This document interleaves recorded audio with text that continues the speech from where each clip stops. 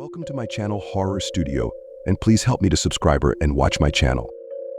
When I was 8 years old, my family moved away from our busy home in the city to a small, sleepy town in the countryside. My dad had gotten a new job, you see, at the nuclear power plant. The plant loomed over the town, its chimneys coughing out thick smoke onto the houses. Our homes almost seemed like an afterthought, protruding from the side of the plant like a sudden growth when its creators realized too late that their workers would need somewhere to live. We lived on Strand Street, to the east of Building A. Although it was long ago now, I still remember the day we moved very clearly. As soon as we came into view of the towers, the air seemed to feel heavy. It was as if a damp, thick blanket had been pulled up over me, pressing down on my shoulders.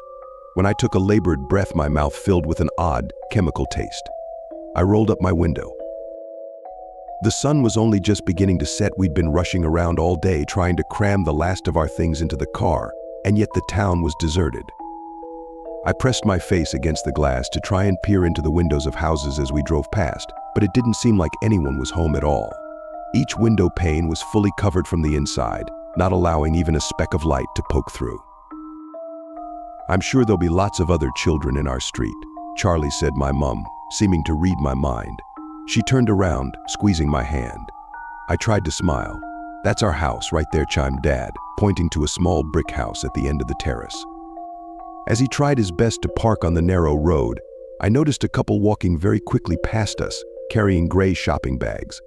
They glanced behind them every now and then, as if they were being followed by something only they could see. They finally stopped at a house just a few doors down from ours, and the woman let out a breath she'd been holding. She then began to point towards us and whisper something to the man, who was already staring worriedly at my parents as they unpacked the car. I hopped out and stood close to my dad, who was enthusiastically shaking the man's hand and introducing us. My dad was the type of person who could quickly become friends with anyone he met, whether they wanted to or not. The man, Mr. Grieg, looked a little uncomfortable and began glancing over his shoulder again. Mrs. Grieg wrung her hands together and began to talk to my parents when she was suddenly interrupted by a knock on their window. Inside, a boy about my age was poking his head through the thick curtains as if he was searching for something. He looked down at me and broke into a wide grin, showing off a missing front tooth. As quickly as he appeared, the window was now empty, and we heard thundering footsteps from inside the house. Mrs. Grieg turned on her heel and almost ran towards the house in an attempt to herd the boy back in. He came flying down the street nevertheless, almost bowling me over. "I'm Toby," he said, barely waiting for me to introduce myself before asking about the book in my hand and talking a mile a minute about how he had just started reading that series too, and what was my favorite character, and had I got to the really scary bit. The Griegs stood on looking nervous, and my mum gently shooed Toby and I indoors to go and find my new room. As I followed Toby and listened to his excited chatter echoing around our empty house, I looked back to see the Griegs talking in hushed tones to my parents. The smile had worn off my dad's face, and him and my mum now had the same look of fear I had just seen on Toby's parents. My mum had told me weeks before, when my dad had gotten his job, that the move would take some getting used to. Some things were easier than others. I loved having my own room. There was so much more space to play than in our little flat. Even the new junior school didn't seem so scary, now that I would have Toby by my side in September. But some things took a little longer to take in. Toby and I could spend hours happily playing in the road, kicking round an old football or running about being pirates. But each day when the sun began to set, our mothers would appear on the doorstep and hurriedly call us inside. My mum wasn't quite on the same level as Toby's, yet Mrs. Grieg seemed to permanently hover behind her door, just waiting for an alarm to go off in her head so she could call him in.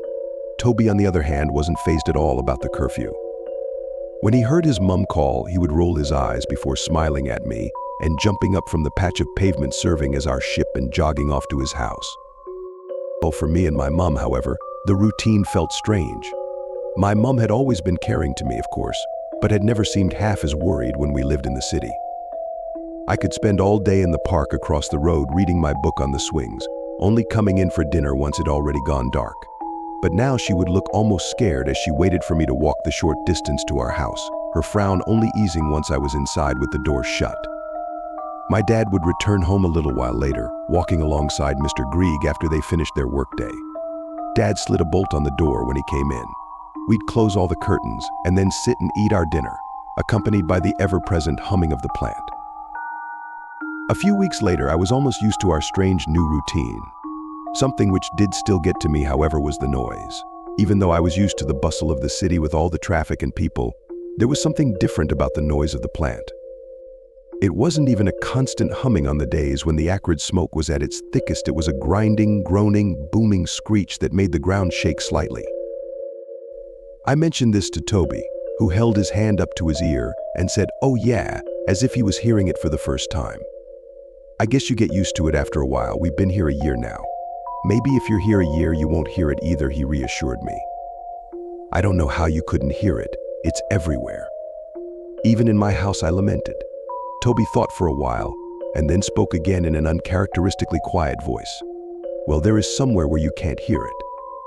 But it's quite far away," he added hurriedly, already seeing the smile on my face.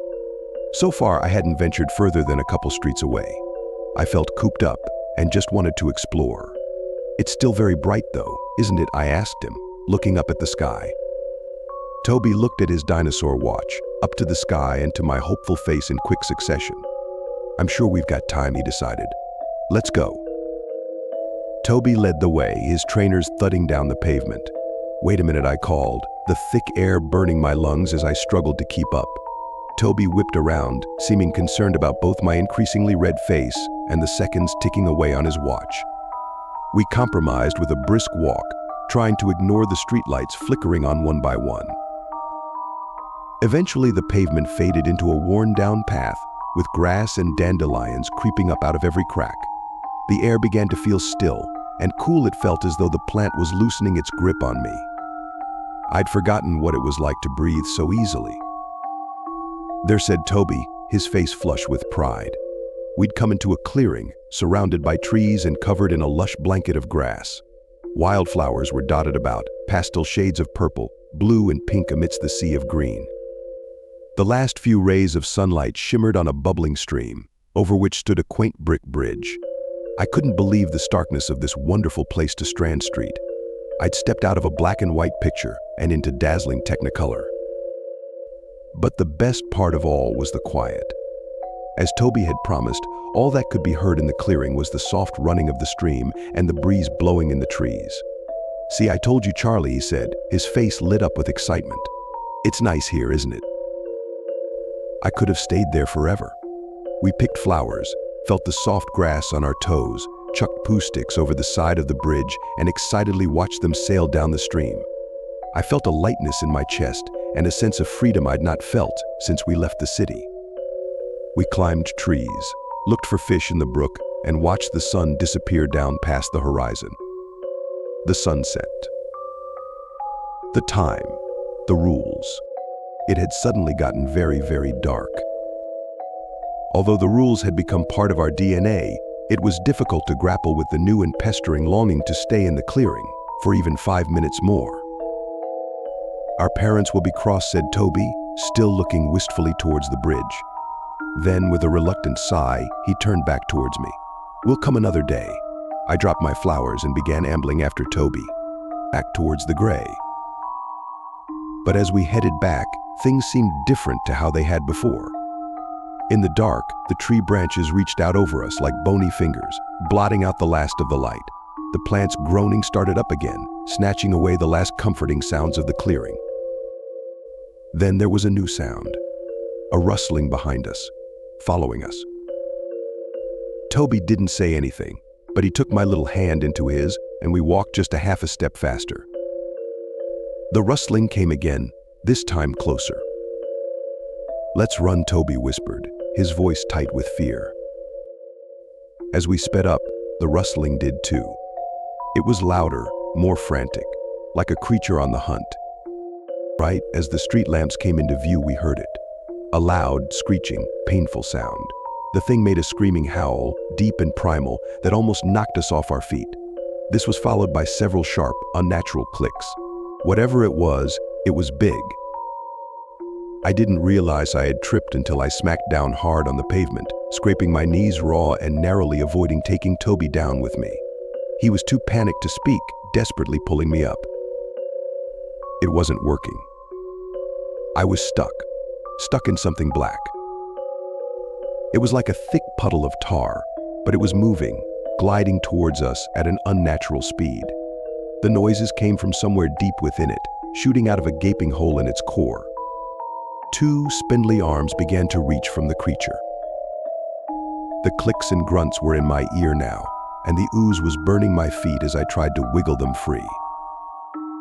It had just reached my knees when Toby finally gave a strong heave, and then we were back on our feet. We ran and ran and ran. Things became a blur. I remember nearly falling over the threshold in my desperate attempt to get inside. My parents slammed the door behind us, locking and bolting it, and being shoved to the ground by the thing throwing itself against the door. It wasn't finished with us yet. Toby's mom ushered us away as my parents pushed back against it. I had been in such a rush to get inside, to get away from that thing, that I hadn't noticed what it had done to my legs. The skin on my shins had melted, sloughing off to reveal red-hot, angry patches of flesh that had soaked my shoes in blood.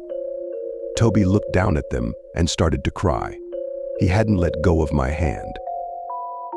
We did separate finally when Mrs. Grieg began to clean the wounds, and Toby came over all faint and needed to lay down. Mrs. Grieg picked fibers out of my raw flesh where my socks had melted into my skin.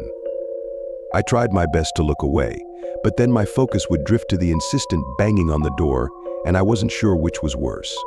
I turned my attention to Mrs. Grieg instead, who was now dressing my legs with all the care and precision of a surgeon. It was as if she had done this before, like she was prepared for this. Once the banging had stopped and the thing seemed to have retreated, Mrs. Grieg needed to treat another casualty, my mum. She'd been leaning against the door when the same acid that got my legs had suddenly burst through the letterbox, leaving a big, searing rectangle on her shoulder. Later, Mrs. Grieg pulled Toby aside and told him that his dad was missing. She explained that when he and my dad came home and found our terrified mothers unable to find us, Mrs. Grieg went out to search. He hadn't come back. Things were strange afterwards. My dad still smiled at me, but it never quite reached his eyes. He went to work and came home, bolting the door which had stayed shut since he left that morning. We saw the Griegs sometimes, though they mostly stayed indoors now too.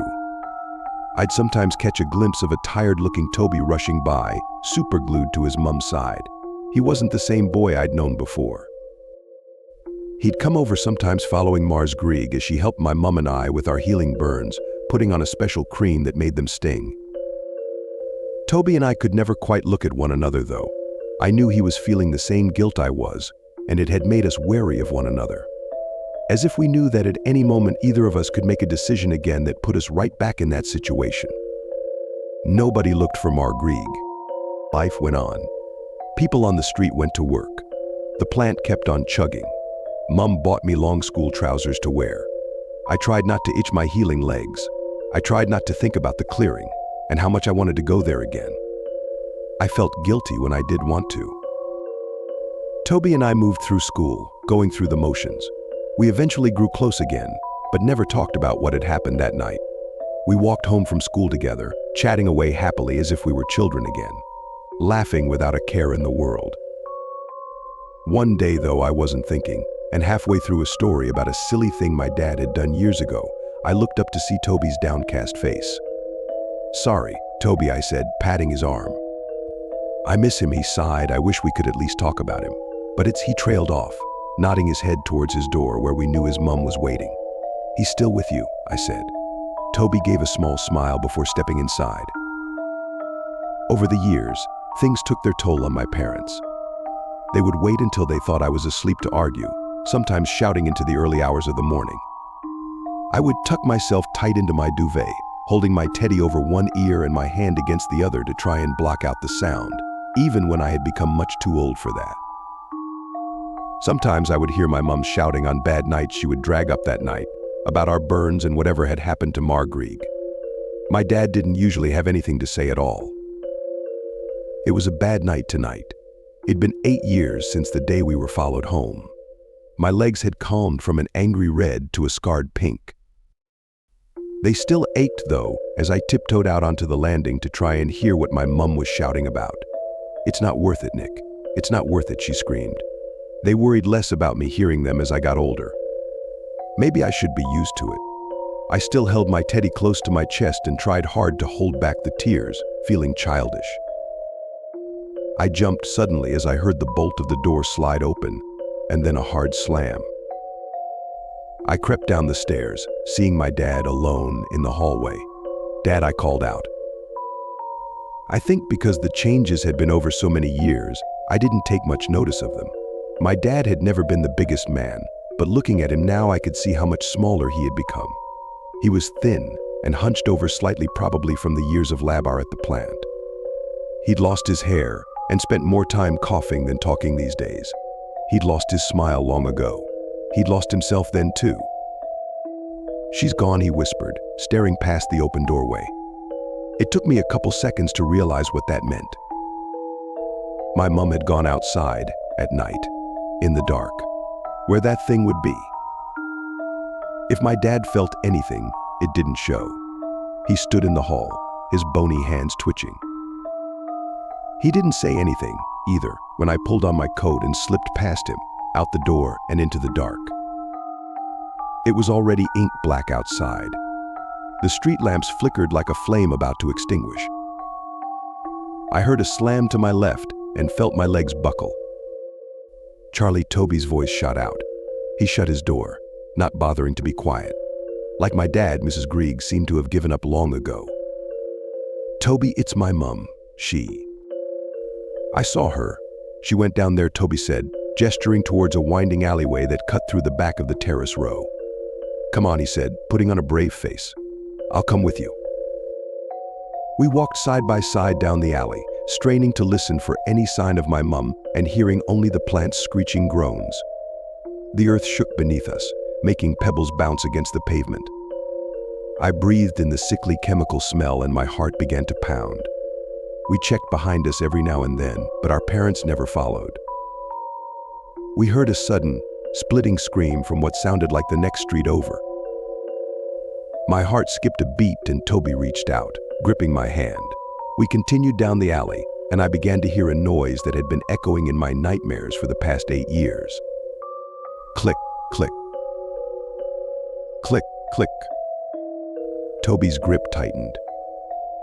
"It's okay," I lied, not sure who I was trying to reassure. I took a tentative step forward. I felt like I was teetering along the edge of a bear pit. The clicking sounded again, this time closer. The alleyway began to close in on us. We were going head to head with the creature again. And this time we had backed ourselves into a corner. The creature was well aware of this, taking its time to make a grand entrance. Tar began to seep along the ground, hissing and bubbling. My legs began to burn just looking at it, and as I lifted my feet to run, gallons of the stuff began to surround us. I watched it dissolve a stone in its path, and a cold dread gripped my insides as I prayed we would go quickly too once it reached us.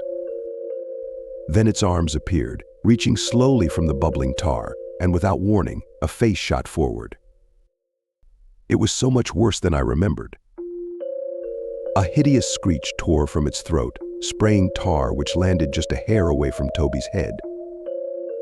It rose above us, a body appearing and contorting violently before slamming down again. It crawled on its front towards us, its mangled fingers digging into the concrete. The tar slipped away for a split second, and I saw a hand that could almost be human. It was all sinew and muscle, as if the black tar was its flesh. It twisted again violently, letting out another agonized howl as tar began to surround us. Just as it twisted, more tar slipped away. A human's back appeared. The plant was screeching louder than ever. The earth shook and a deep rumbling came from inside. Heat began to radiate off of the creature, and I gagged as smoke began to fill my lungs. Toby looked over at me with a look on his face I had never seen before. Determined, resolute. He looked over at the archway behind the creature, which had widened as the tar ate up each brick it touched. He looked back at me with a faint, sad smile. "You'll be okay, Charlie," he said, softly. And then he let go of my hand. I screamed when I saw him run, bouncing off the wall and landing in a puddle of tar which sizzled against his shoes. He was out of the alleyway in seconds, leaving me alone with the creature.